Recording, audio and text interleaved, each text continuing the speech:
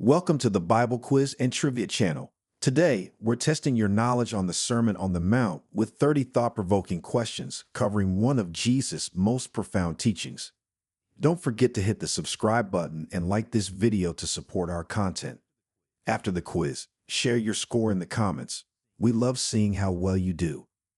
Are you ready? Let's get started. Question 1. In which book of the New Testament is the Sermon on the Mount primarily found? A. Mark. B. Luke. C. John. D. Matthew.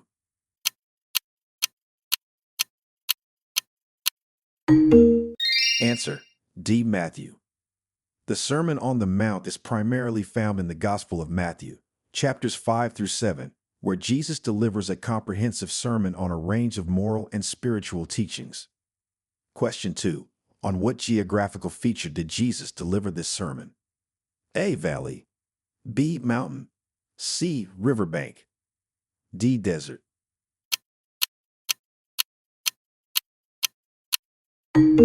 Answer: B. Mountain. Jesus delivered the Sermon on the Mount on a mountainside, which is why it's called the Sermon on the Mount. This setting is specified at the beginning of Matthew chapter 5. Question 3. What are the teachings in the Sermon on the Mount commonly called that begin with "Blessed are they"? A. Parables. B. Beatitudes. C. Proverbs. D. Commandments.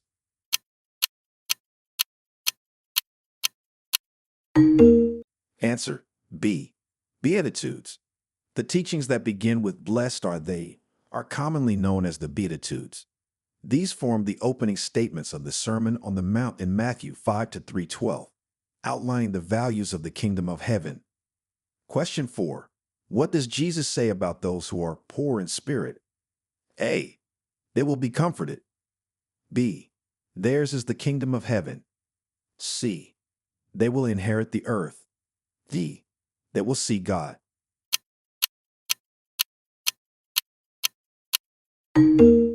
Answer: B. Theirs is the kingdom of heaven. Jesus teaches that the poor in spirit are blessed because theirs is the kingdom of heaven. Matthew 5 to 3. This statement underscores the value of humility and spiritual poverty in Christian theology. Question 5. How does Jesus refer to his followers in the Sermon on the Mount with a metaphor related to flavor? A. The salt of the earth. B. The honey of the land. C.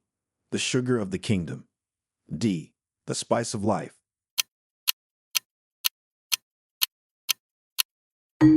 Answer: A. The salt of the earth. Jesus refers to his followers as the salt of the earth in Matthew 5:13, using this metaphor to describe their essential role in upholding and enhancing the moral and spiritual fabric of the world. Question 6. What metaphor does Jesus use to describe his followers' role in the world concerning light? A. A candle in the dark. B. The light of the world. C. A beacon on a hill. D. Stars in the night sky.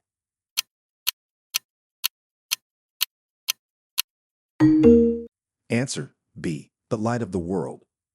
Jesus describes his followers as the light of the world, emphasizing that they should shine before others to glorify God. Matthew 5:14-16. Question 7. What does Jesus say about the fulfillment of the law? A. He has come to abolish the law. B. He has come to question the law. C. He has come to fulfill the law. D. He has come to replace the law.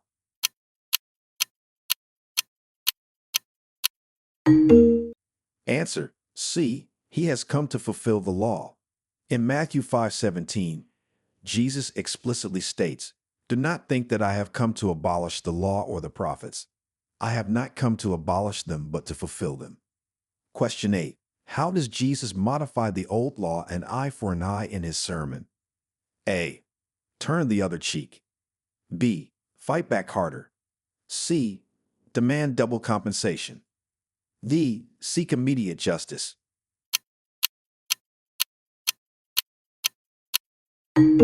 Answer: A. Turn the other cheek. Jesus modifies the old law of an eye for an eye by teaching, if anyone slaps you on the right cheek, turn to them the other cheek also. Matthew 5:39, promoting non-retaliation and forgiveness. Question 9. What does Jesus teach about giving to the needy? A. Give publicly to be honored. B. Give in secret. C. Give only to those who ask. D. Give only to friends and family.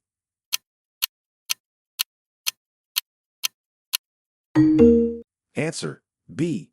Give in secret. Jesus instructs to give to the needy in secret so that the giving may be in private, and the Father, who sees what is done in secret, will reward you. Matthew 6:3-4. Question 10. How does Jesus instruct his followers to pray in terms of location and verbosity? A. In public with many words. B. Quietly and repeatedly. C. In secret with few words.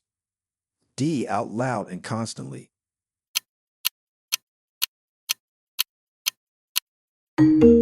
Answer C. In secret with few words.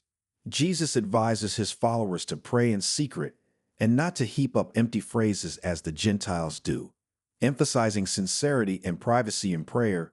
Matthew 6:5-8. Question 11.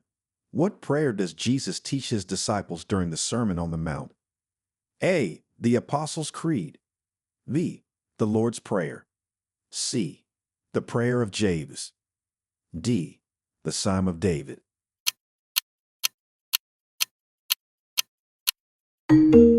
Answer B. The Lord's Prayer. During the Sermon on the Mount, Jesus teaches his disciples what is now known as the Lord's Prayer, outlining a concise and profound way to pray.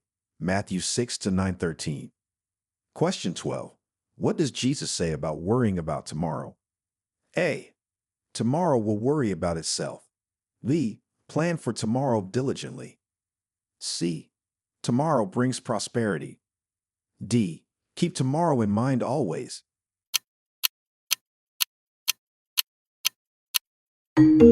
Answer A. Tomorrow will worry about itself.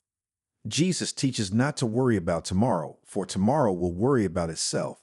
Each day has enough trouble of its own. Matthew 6:34, emphasizing living in the present and trusting in God's provision. Question 13. What does Jesus say will happen to those who judge others? A. They will be judged. B. They will gain wisdom. C. They will be honored. D. They will receive mercy.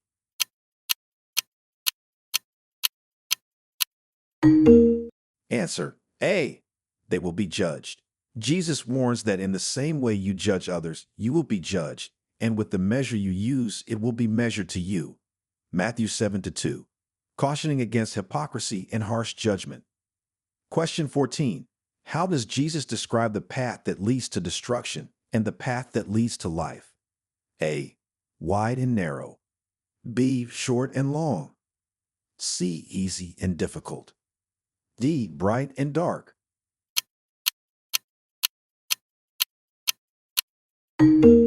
Answer A. Wide and narrow. Jesus describes the path leading to destruction as wide and the path leading to life as narrow. Matthew 7:13-14, symbolizing the ease of following worldly ways versus the challenges of adhering to spiritual discipline. Question 15. What warnings does Jesus give about false prophets? A. They will be easily identifiable. B. They come dressed in sheep's clothing but inwardly are ferocious wolves. C. They will always tell the truth. D. They will support his teachings.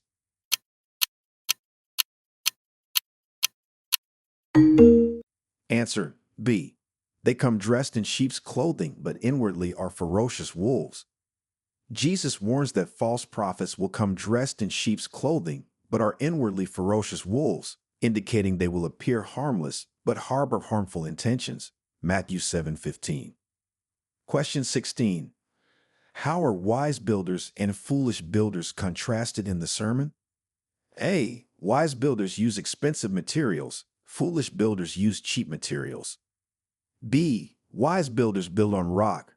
Foolish builders build on sand. C. Wise builders hire many workers. Foolish builders work alone. D. Wise builders construct many houses. Foolish builders construct one.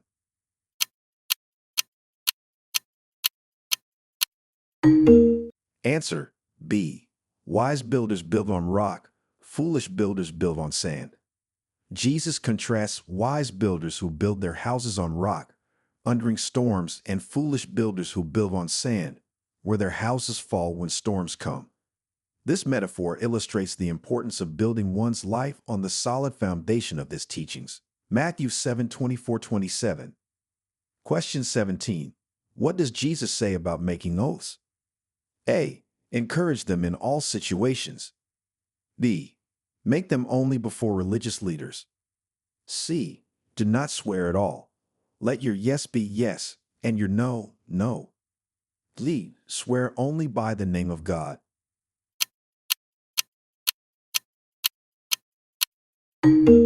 Answer C.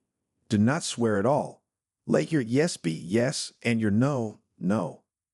Jesus instructs not to make oaths at all, but to simply say yes or no. He emphasizes the importance of straightforward truthfulness without the need for elaborate oaths, thus avoiding the potential sin of breaking them. Matthew 5:34-37. Question 18.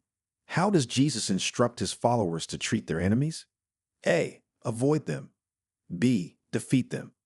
C. Love them and pray for those who persecute you. D. Negotiate with them.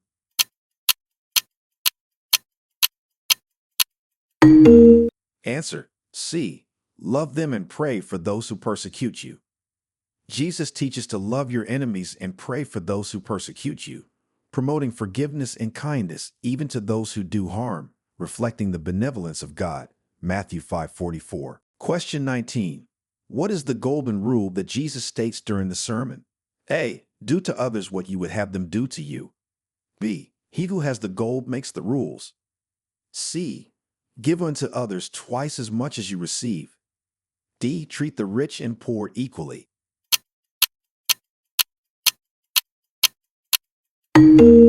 Answer A. Do to others what you would have them do to you.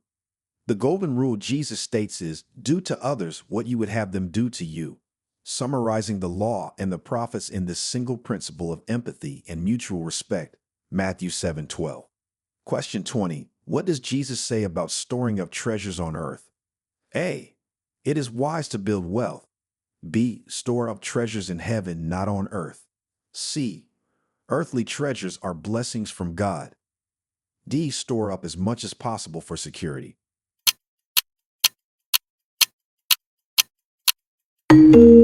Answer B. Store up treasures in heaven, not on earth.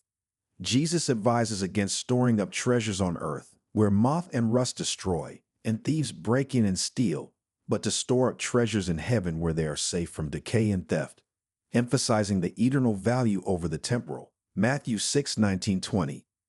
Question 21. How does Jesus say one should react when struck on the right cheek? A. Strike back. B. Run away. C. Turn to them the other cheek also. D. Report to authorities.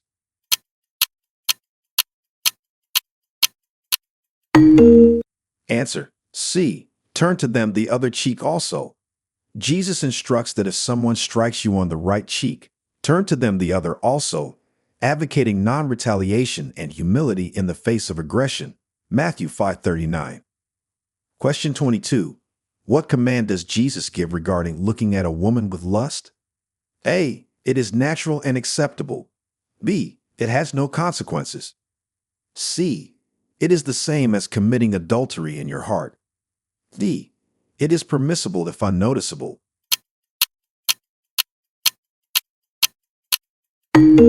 Answer C. It is the same as committing adultery in your heart. Jesus states that anyone who looks at a woman lustfully has already committed adultery with her in his heart, stressing the seriousness of purity in thought as well as in action. Matthew 5:28. Question 23. What does Jesus teach about divorce in the Sermon on the Mount? A. It is encouraged if the relationship is difficult. B. It is permissible for any reason. C. It is allowed only in the case of marital unfaithfulness. D. It should be pursued regularly.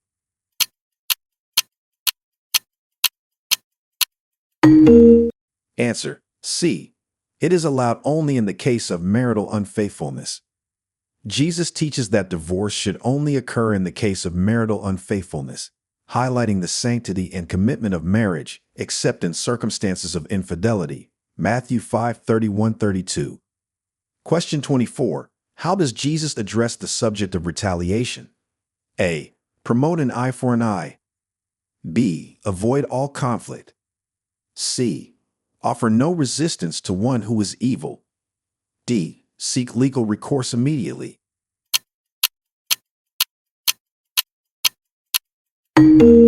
Answer: C. Offer no resistance to one who is evil. Jesus advises offering no resistance to an evil person, but rather responding with unexpected generosity and humility, as in giving more than demanded or going farther than compelled. Matthew 5:39-41. Question 25. What analogy does Jesus use to describe those who hear his words but do not act on them? A. Like a tree that bears no fruit. B. Like a shepherd without sheep. C. Like a foolish man who built his house on sand. D. Like a fisherman without a net.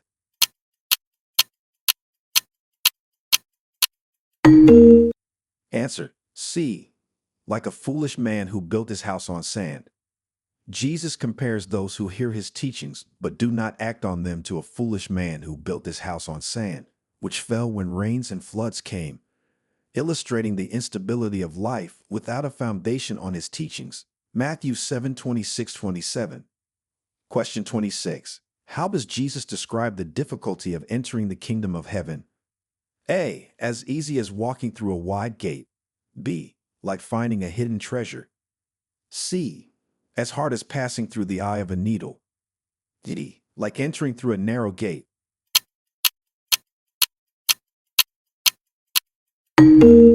Answer: D. Like entering through a narrow gate. Jesus describes entering the kingdom of heaven as difficult as entering through a narrow gate, which leads to life, in contrast to the wide gate that leads to destruction, emphasizing the challenge and selectivity of the path to salvation. Matthew 7:13-14. Question 27. What does Jesus teach about fasting? A. Show everyone you are fasting. B. Fast in secret, not showing others. C. Fast only on holy days. D. Do not fast at all.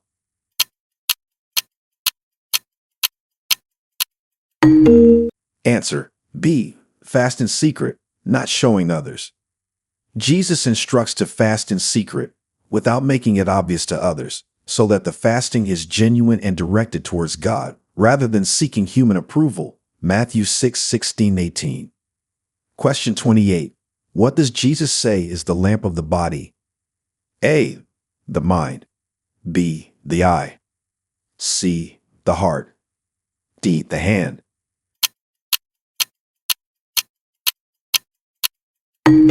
Answer: B. The eye. Jesus says that the eye is the lamp of the body, suggesting that a healthy eye leads to spiritual clarity and light within, whereas an unhealthy eye leads to darkness. Matthew 6:22-23. Question 29. How does Jesus instruct followers to treat the least of these? A. Ignore them. B. Treat them as you would treat him. C. Only help if it benefits you. D. Help them only in public.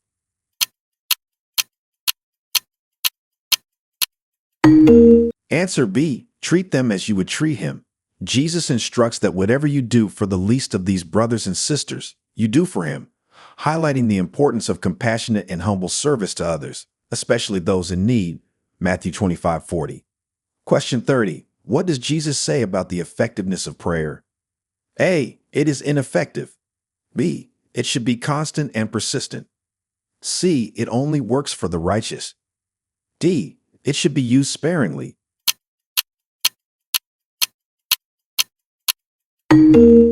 Answer: B. It should be constant and persistent. Jesus emphasizes the effectiveness of persistent prayer, encouraging followers to keep asking, seeking, and knocking, as persistence in prayer leads to receiving, finding, and doors being opened. Matthew 7:7-8.